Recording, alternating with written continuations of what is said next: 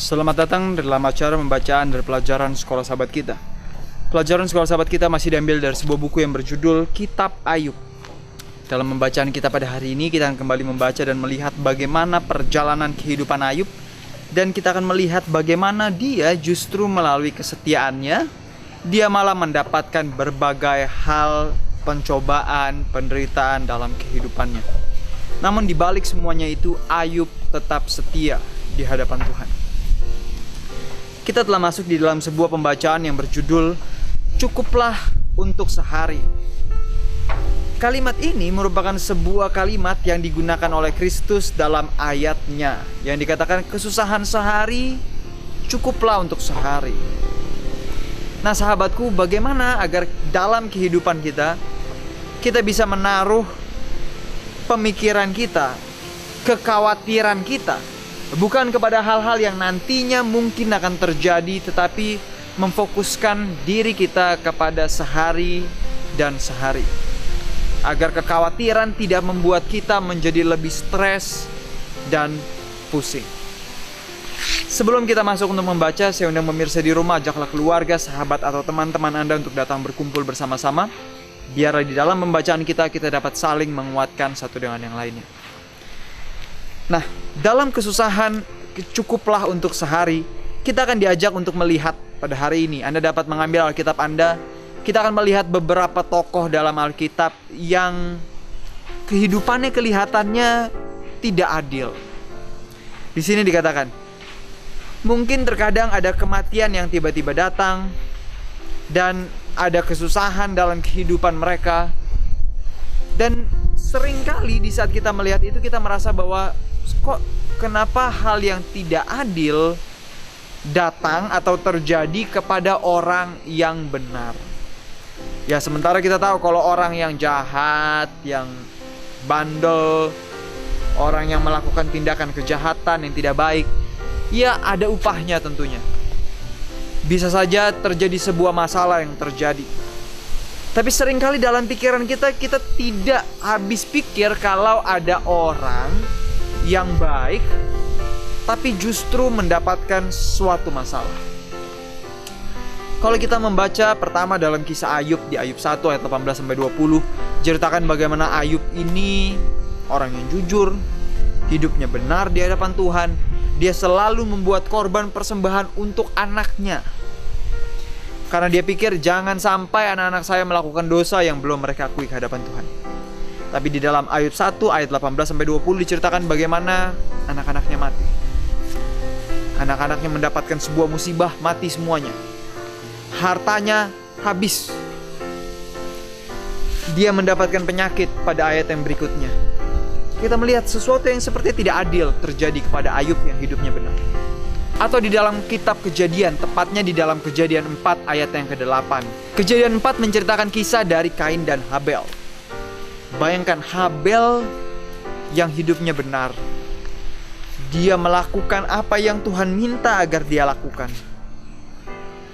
Tapi saudaranya sendiri membunuh dia. Kelihatannya seperti sesuatu yang tidak adil. Kenapa kita seringkali bertanya orang yang hidupnya benar, tapi kok waktu hidupnya sangat singkat?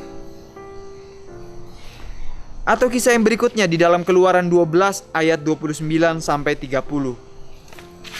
Ini kisah dari anak sulung di Mesir pada tulah yang ke-10, di mana anak sulung di Mesir mati apabila orang tuanya tidak menaruh sebuah tanda di pintu gerbang mereka. Mati. Walaupun kita tidak bisa mengkonfirmasi 100% bahwa semua anak sulung di Mesir mati, belum tentu. Karena bisa saja ada orang Mesir yang melakukan apa yang dilakukan oleh orang Israel sehingga anak sulungnya masih tetap hidup. Karena kalau kita baca, ada juga anak sulung atau orang-orang Mesir yang ikut keluar dari tanah Mesir bersama dengan bangsa Israel. Tapi di sini kita ingin mengarahkan pandangan kita kepada anak sulung yang mati. Atau di dalam 2 Samuel 11 ayat 17, kisah mengenai Uria. dalam kisah dari Uria. Uria adalah seorang prajurit yang baik dari Daud. Seorang prajurit yang benar. Di saat Daud kasih dia kesempatan untuk pulang dari perang, untuk tidur dulu sama istrinya, Uria tidak mau. Dia memilih tidur bersama dengan pasukannya di luar. Kenapa? Waktu ditanya, kenapa kok kamu gak mau pulang ke rumahmu? Dia katakan, jenderal saya, tentara-tentara saya yang lain sedang berperang di sana. Saya tidak mau memilih untuk tidur nyenyak, enak di rumah, di tempat tidur yang empuk. Sementara teman-teman saya sedang di dalam perang. Orang yang hidupnya jujur, yang hidupnya memilih untuk setia pada tugasnya. Tapi kita tahu apa yang terjadi. Daud, dia menjebak Uria. Katakan kepada jenderal yang ada di lapangan, bawa Uria untuk pergi ke paling depan, garis depan di medan perang. Mereka terjebak, tidak ada bantuan, mati mereka di medan perang. Lagi-lagi, ada kisah tentang orang yang setia, yang hidupnya benar, tapi akhir kehidupannya kelihatannya begitu cepat dan tragis. Atau di dalam Yeremia 38 ayat 6.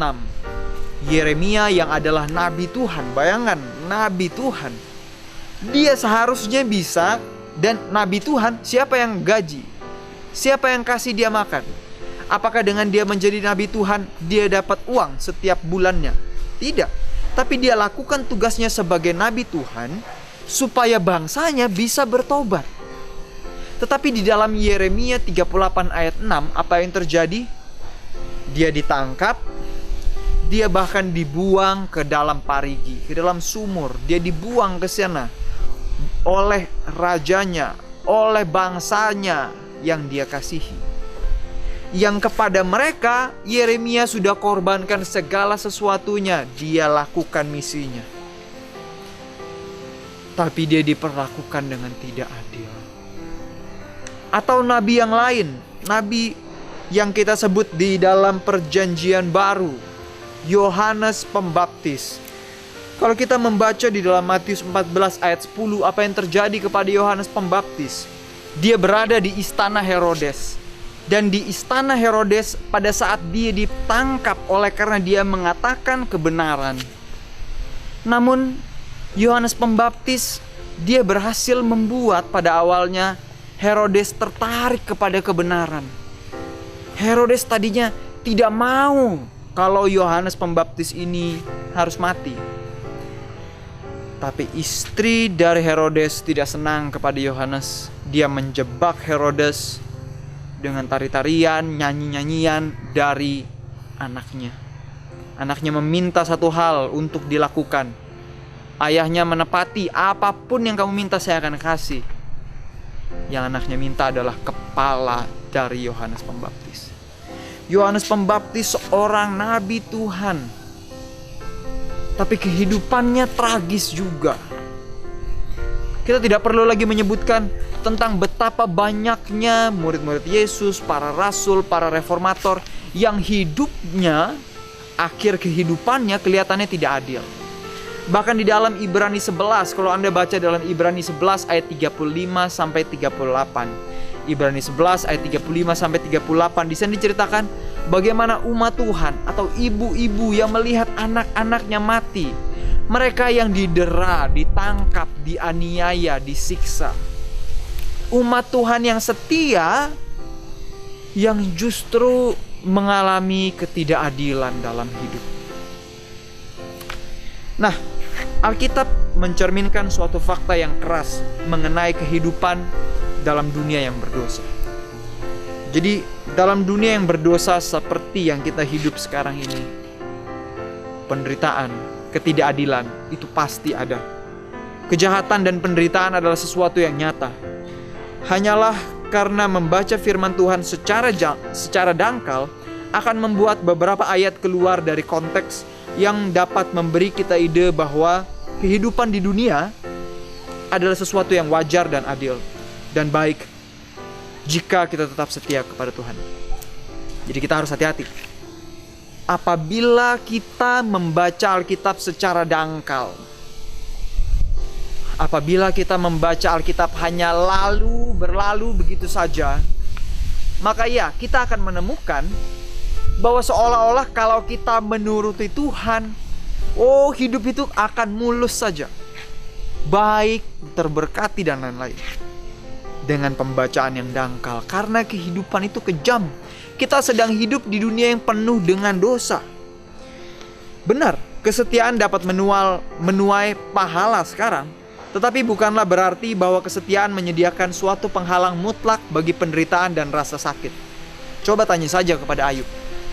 Kesetiaannya justru membawa kepada penderitaan. Dunia di mana kita hidup sekarang adalah dunia yang penuh dengan dosa. Dan dosa membawa penderitaan. Dalam khotbah Yesus di bukit, Yesus memberikan ulasan yang kuat tentang mengapa kita perlu bersandar kepada Tuhan dan tidak perlu cemas tentang apa yang kita makan, minum, atau pakai. Dan Yesus menggunakan contoh-contoh dari alam sebagai alat peraga tentang mengapa kita dapat mengandalkan kebaikan Tuhan untuk memenuhi kebutuhan kita. Kemudian ia menggunakan sebutan tersohor ini. Sebab itu janganlah kamu khawatir akan hari esok, karena hari esok mempunyai kesusahannya sendiri. Kesusahan sehari cukuplah untuk sehari. Matius 6 ayat 34. Ini yang Yesus pesankan. Di tengah dunia yang penuh dengan dosa, di mana selalu ada penderitaan, masalah, bahkan ketidakadilan bagi orang-orang yang benar, solusinya apa? Biarlah kesusahan sehari cukup untuk sehari. Nah, ayat ini menarik. Kenapa? Mari kita baca. Perhatikan, Yesus katakan, kesusahan sehari cukuplah untuk sehari. Yesus tidak katakan bahwa kehidupan dengan mengikuti Tuhan akan selalu mulus, tapi dikatakan kesusahan sehari. Yesus tidak menyangkal bahwa ada kesusahan dalam hidup kita, bahkan kehadiran setiap hari dari kesusahan. Jadi bayangkan, Yesus katakan setiap hari akan ada kesusahan, tapi cukuplah kesusahan sehari untuk sehari. Nah, dalam kata bahasa Yunani yang dapat berarti keburukan, kerusakan, dan kejahatan, Yesus mengakui akan lazimnya atau umumnya hadirnya keburukan dalam kehidupan kita sehari-hari. Bagaimana tidak? Lihat, Yesus saja yang adalah Tuhan, ia mengetahui bahwa kejahatan di dalam dunia lebih daripada yang dapat kita ketahui. Dan kita semua pasti telah banyak mengetahui tentang hal itu. Siapakah yang belum pernah merasakan sedikit atau mungkin banyak kepahitan dalam kehidupan ini? Bagaimana caranya kalau begitu agar kita dapat memusatkan perhatian kita pada pengakuan Yesus tentang realita kejahatan, dapat membantu kita untuk terhibur di tengah semuanya itu. Di saat kita melihat bahwa dunia kita ini adalah jahat, kita sedang hidup di dunia yang tidak wajar kejahatannya. Jadi adalah suatu hal yang aneh kalau ada seseorang yang merasa bahwa enggak, enak kok hidup di dunia. Itu mulai bahaya. Itu seperti setan sedang mengipas-ngipas diri kita, lalu kita mulai tertidur, sehingga kita lupa bahwa dunia ini adalah dunia yang telah jatuh ke dalam dosa, di mana ada kejahatan, penderitaan, ketidakadilan. Kalau hari ini belum terjadi kepada kita, bukan artinya tidak ada hal itu di luar. Banyak dari kita, banyak anak-anak kita yang mungkin hidupnya masih nyaman. Anak-anak kita, segala sesuatu yang mereka butuhkan, kita sebagai orang tua selalu berusaha untuk berikan. Betul bukan? Sehingga seolah-olah mereka gak merasa bahwa hidup ini kejam, hidup ini tidak adil. Yang mereka lihat di televisi, mereka gak pernah lihat berita tentang kekejaman, penderitaan, dan lain-lain.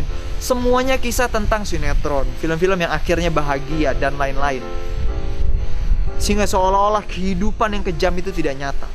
Sehingga seolah-olah anak-anak kita sedang dibangun pola pikirnya, kita pun begitu, untuk hidup, cari kehidupan yang nyaman di bumi ini. Kita mulai bekerja, mencari kehidupan yang terbaik, supaya kita bisa punya hidup yang nyaman di bumi. Padahal dunia ini perlu diperbaharui karena dosa ada di dalamnya. Lalu saran dari Yesus di dalam khotbahnya di atas bukit, dia katakan, kesusahan sehari cukuplah untuk sehari. Sahabatku, jangan bawa kesusahan itu. Di dalam buku Roh Nubuat dikatakan, jangan bawa kesusahan itu ke dalam rumah tangga Anda. Jangan bawa kesusahan di tempat Anda bekerja, di dalam raut wajah Anda di saat Anda masuk ke dalam rumah. Anda sedang membawa kesusahan kepada orang-orang yang seharusnya tidak merasakan kesusahan itu. Kita hari ini diajak untuk melihat kembali, untuk tidak khawatir, untuk tidak ragu, untuk menjadikan Kristus yang terutama dalam kehidupan ini. Biarlah kita terus memandang kepada Kristus, mengingat bahwa di tengah dunia di mana kita hidup ada kejahatan, ada ketidakadilan. Namun jangan biarkan kita melakukan yang tidak adil, melakukan yang tidak benar. Sampai di sini pembacaan di dalam pelajaran Sekolah Sahabat kita pada hari ini. Ceritakan kepada keluarga Anda pelajaran yang Anda dapatkan pada hari ini. Sampai bertemu lagi dan